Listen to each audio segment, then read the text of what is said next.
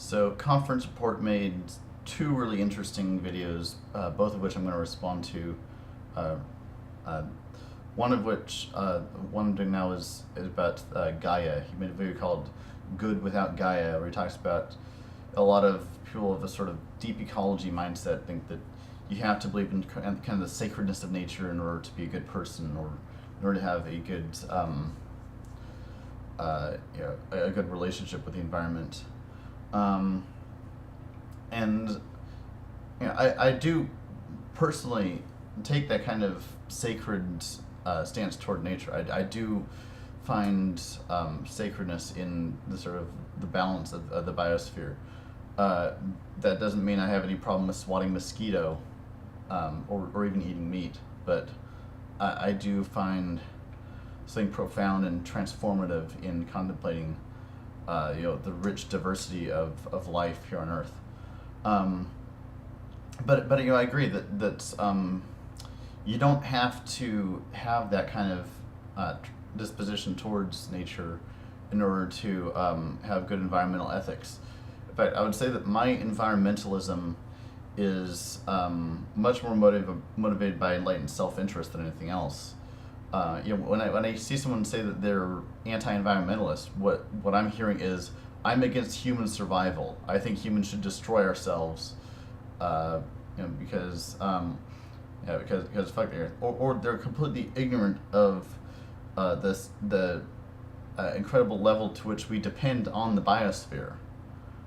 So, for me, I think the interconnectedness of Gaia, the fact that we live in this complex web of life, where everything is interconnected. I think that's just bare fact. That's not a spiritual claim. That's just a simple fact of biology. And whether you want to feel spiritual about it or not, that's another issue.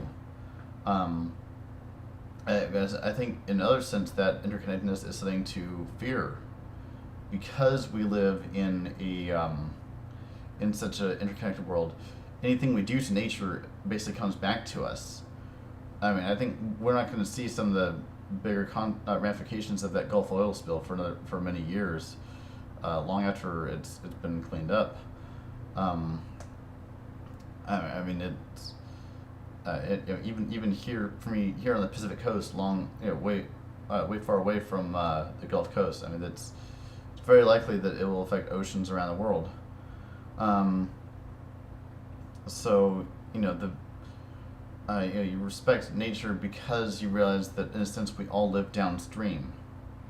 I think William McDonough once talked about how he's like, remember when we used to throw things away? Yeah, then at some point away went away.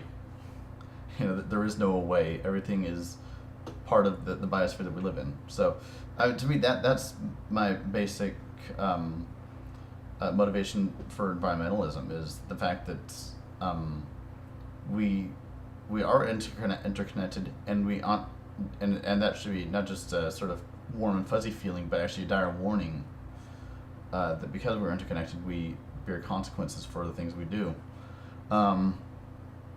In a sense, my sort of views about Gaia are more informative of some of my social views on poverty and inequality.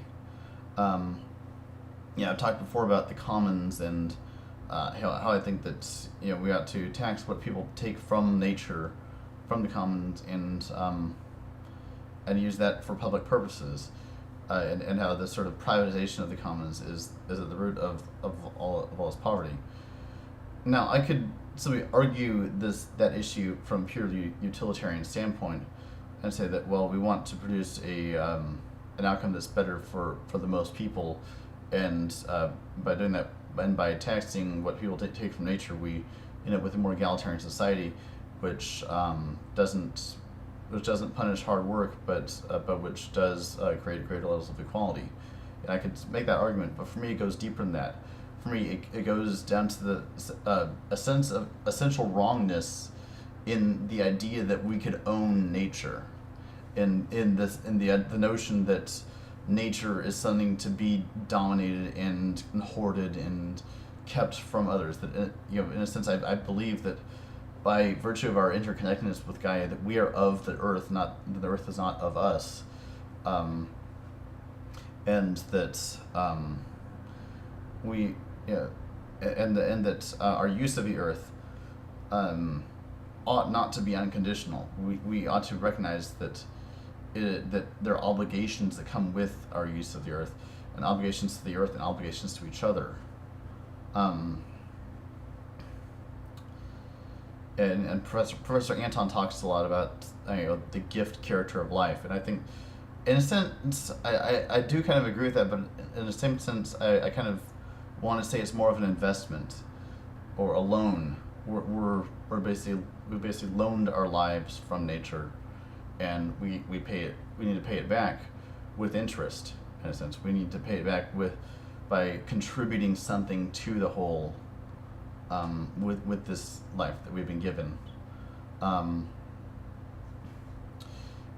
so I think what we really need to look at with Gaia is application of mysticism. There's Ken Wilber, who I know you have ambivalent feelings about, differentiates between the sort of what he sees as a more authentic nature mysticism in the transcendentalists like Emerson and Thoreau, versus what he sees as more of a flatland pantheism of like neo-paganism and like deep ecology, which is the sacredness of nature is nature itself, whereas for Thoreau and Emerson there's a kind of, you talk about the oversoul, a sort of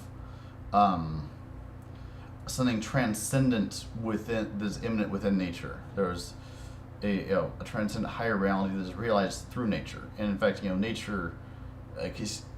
Experiences in nature are one of the most common causes of mystical experience, and so I think that this sort of nature spirituality, Gaia spirituality, nature mysticism, needs to be incorporated into mystical experience.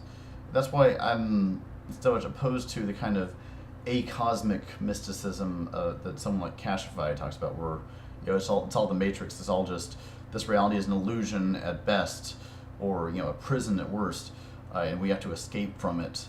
A lot of when I tell people I'm a Christian mystic, a lot of them say, "Oh, well, you're into Gnosticism," and I'm like, "No, not really. I like a lot of the Gnostic Gospels, but I always felt in Gnosticism there was this kind of this dualistic putting down of the material, of the natural, in favor of this transcendent other world that is not material, not natural, and that's sacred. And I reject that. I think the transcendent and the immanent are one, and we got to experience both of them in their suchness.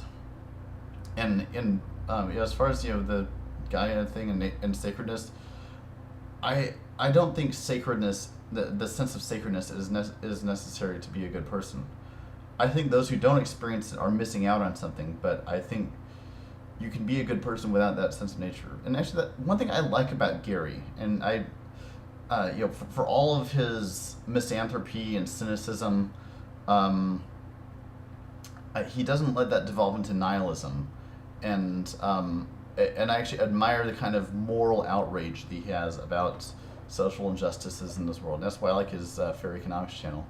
So, and there's someone who doesn't, for whom the word sacred is nonsense at best. But I think he, although he can be off-putting, is still, in some sense, a very moral person. I think that spirituality can lead to transformation, but it isn't necessarily the only way to find a good life or to be a good person.